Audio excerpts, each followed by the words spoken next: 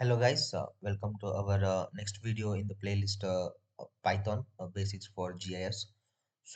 In today's video, we're going to see the basic data structures like the tuples, sets, the list, and the dictionaries. So how we can manipulate them, how we can create them and show them in the print, and how we can select a particular element from the list or the dictionary. So we'll go through all this. So let's just start with the tuples.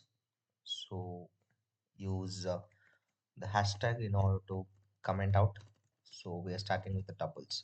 So let's just say I'm creating a point which is a coordinates. So I have to write the coordinates inside a bracket, normal a round bracket, so which represents a tuple. So my coordinates will be in the form of latitude and longitude, lat and long. So let's just say my latitude is 35.6895 and my longitude is let's just say 42.3285. So this is my tuple data or my tuple object, so which is written inside a round brackets. So if you just print this point and click on the run, so remember you can always please stay connected to your runtime. So I forgot to connect it, so otherwise if you click on the run, it will automatically connect to your CPU runtime. So if you can just come in here and see, you'll get the details about the available system RAM and disk space.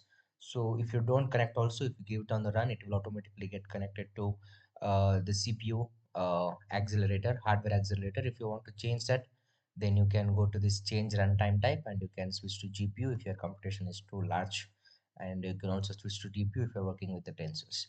So now I have my latitude and longitude stored in a point and a tuple data structure. So if you print it, you will get to see it is printed inside an brackets which represents a tuple with the numerical data inside it. So remember it's numerical. So for the data types and variables, you have to look at the first video in this playlist, and you will get an idea about what is the number formats and what is the integer type and what is the float type, how the strings vary and how the dictionaries vary and how the lists are there. So you'll get an idea about if you look at the first video of this playlist. So now I have printed the point. So remember, you can also select the each it is one element and this is a second element. So what if I want to print only my first element? So you just have to use the square bracket and use the position index. So you just click on that, you'll get the first element. So remember, the indexing starts from 0 and 1. So 0 1 2 3 like that goes on. So if you want to have the first element, then you should type 0 inside a square bracket. If you want the second element, then you have to type 1 and click on the run. You'll get the second element inside a tuple. So this is my longitude and this is my latitude. So I hope you have understood how you can create a tuple object and how you can print the elements of it with the individuals. So next, just let's go to our second data structure, that is list. So now I'm gonna create a list of coordinates. Let's just say it's a path, so is equal to the list are always written inside a square bracket, so don't confuse for the list and for selecting the elements. So if you're using a list, then you have to use the coordinates inside it. So let's just say I will use the three set of coordinates inside a list. So it will be like 35.621. So it's my latitude,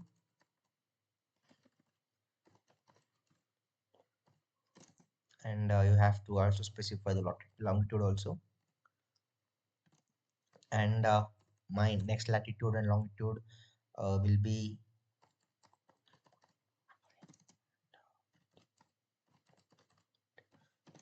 so I'll have one more element inside it.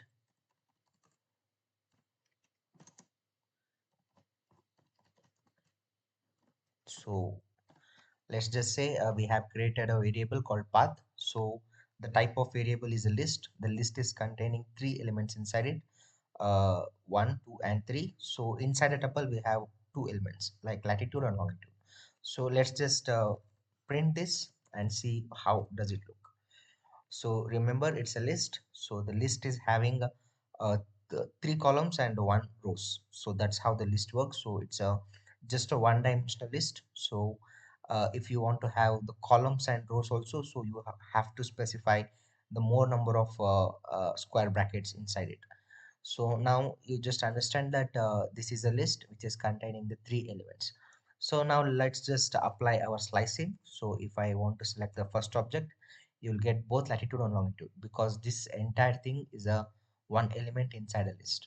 And this is the second element, and third one is this is the third element. So if I want to select the third object, you select inside a square bracket 2 and run, you will get the third lat long, or the point coordinate inside a list. So this is particularly useful when you're creating a continuous polygon or continuous geometry type. So if you have a single point, then you can use the tuples.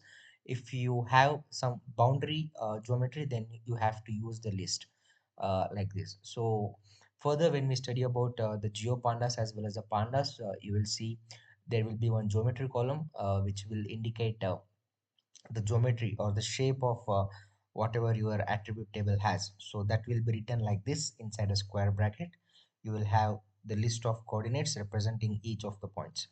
So now this one represents a list of tuples which is representing a variable called path. So what if I want to add one more element to it? So you can have it in here, or you can use one specialized function called path dot append. So this will add an coordinate. Let's just say I want to add 14.234 comma 41.2314. So now if you just click on the path, now you have seen we have added one more element to the list with the use of the function called dot append. So all these functions are inbuilt, so you don't need to import. So remember, we have not yet imported any of the libraries or the Python packages. We are working on the default system, whichever is installed by default. So now you see we have used a function called append, and we have added one more element to our list with the latitude or longitude or the coordinates. So this is particularly helpful when you want to change your vertices inside your geometry. So remember, the polygons will have the vertices inside it. So your continuous boundary is represented by a list of vertices. So this is particularly helpful when you want to change and vertices with the help of latitude and longitude. So let's just move on to our next data set. So this is the particular type for selecting a single element. What if I want to select the first two elements from my path? So let's just look into that. So I want to print my path. So you just select the path and you open the square brackets in order to select or slice indicing. So if you want to select the first two numerics or the first two elements, you just have to use column 2. So this will represent select all the rows and select first two columns. So if you just click on the run, here you will get the first two columns, that is the 35 and 32. So what if I want to have only the last two columns, or the first three columns I want to have? Then you have to click on like that. You'll get the first three columns. So remember, it is 0, 1 and 2. So whatever you have specified 3 is exclusive. That is your column slicing is exclusive. So if you specify here 2, it doesn't have any rows as of now, so it only have one row, so we have to select all the rows. So we will see further when we have the multiple rows and multiple columns, a two-dimensional array or the list. So we'll show further how you can slice it. So this is just an introduction part to how you can select a single element inside a list. So let's just go to our next data set or the next data structure, that is called as sets. So remember, you can always use shift plus enter to run a cell and shift to next cell. So if you can just click on only the control plus enter, only the current cell will run. Your cursor will not move to the next code cell. So now I have to create the sets. So before going to sets, we will see what are the sets is.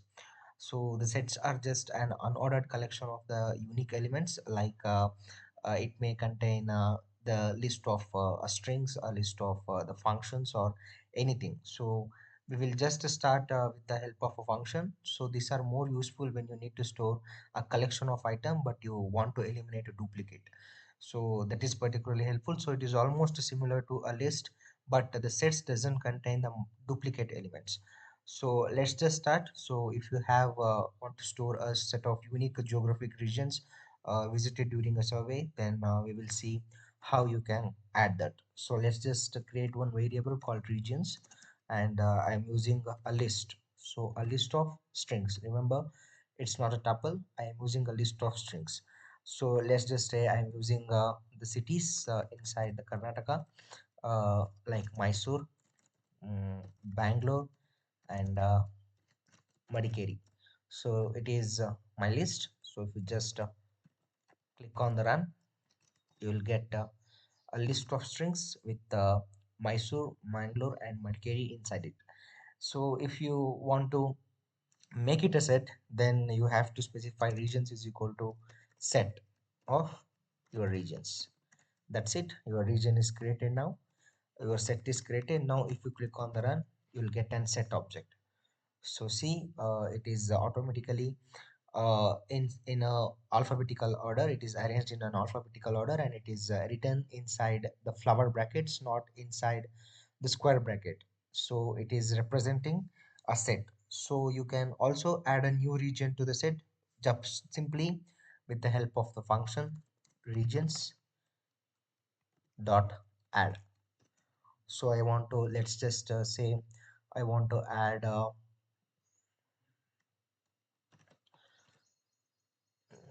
Mangalore.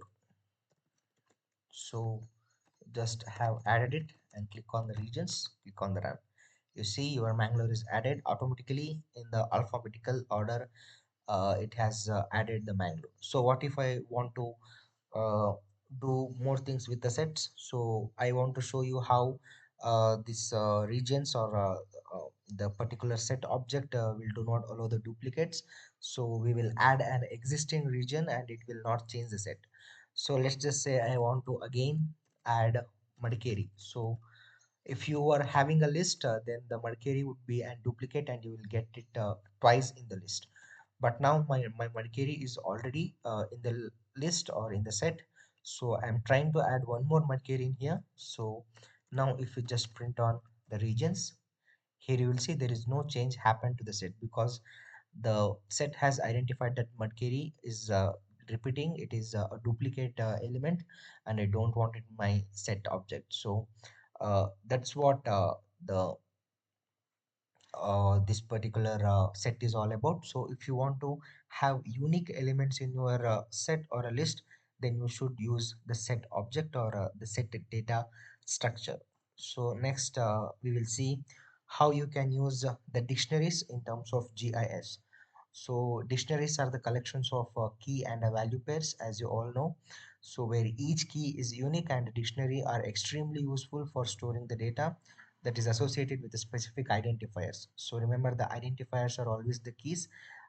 You can also store the attribute data for the geographic features.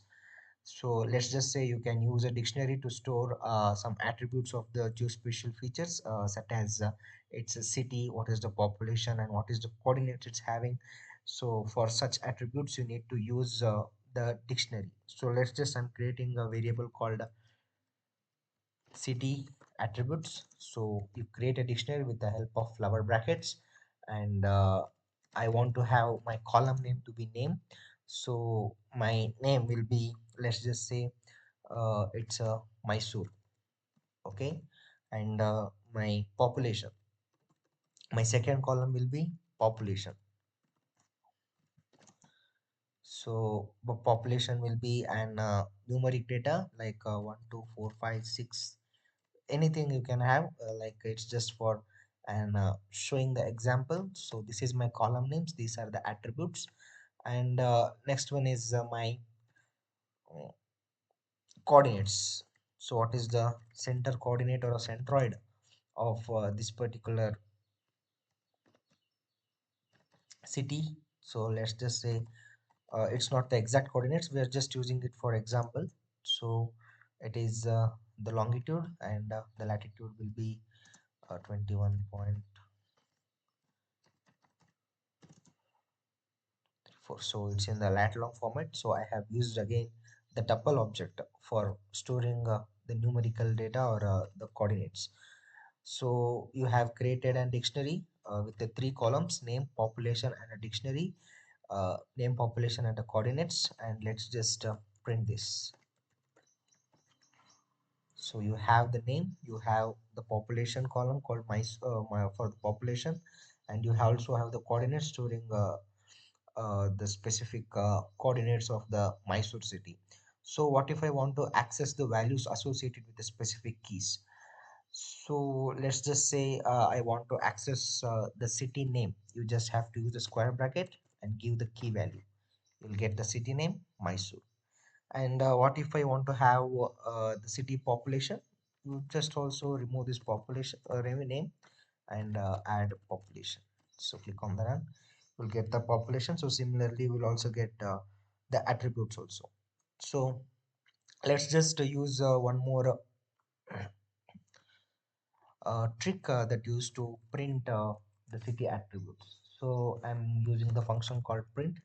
So I'm using the strings. Let's just say the population of this one. So you just have to use the format with the help of the flower brackets.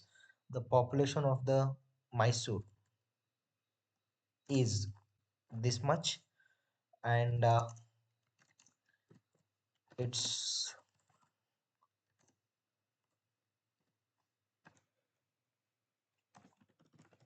coordinates are this.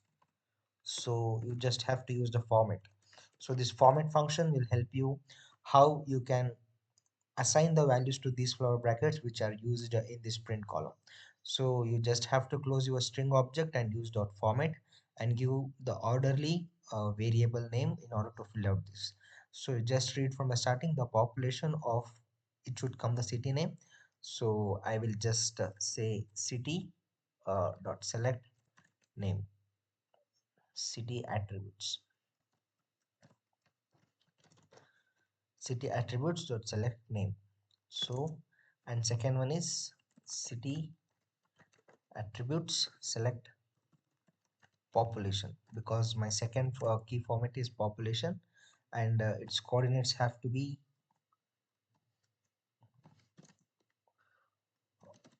city attributes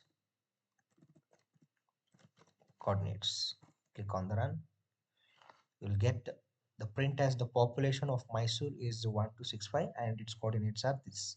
So you know how to format an variable in the print object. So you just have learned the new function called dot format, where you can format the variables, and you have selected with the help of the function square brackets. So I hope you have understood how you can do a dictionary object, and how you can calculate or manipulate your variables. So this is the dictionary. So let's just have some recap. So you have used the tuples inside normal brackets in order to have your coordinates inside it, and you have also used the list to store the multiple coordinates, and you have known how to slicing or indexing is done in terms of selecting each element inside your tuple or a list, and how you can add an element into a list, how you can create a set, how you can eliminate the duplicate sets, eliminate the duplicate elements inside a set, and where it will be particularly useful. And you have also known what the dictionary type is, and how you can store the key and value pairs, and how you can select and print it with the help of function dot format. So I hope guys you have understood all this. If you have any kind of queries, doubts, or anything, you can always post it in the comment section. So thank you for watching.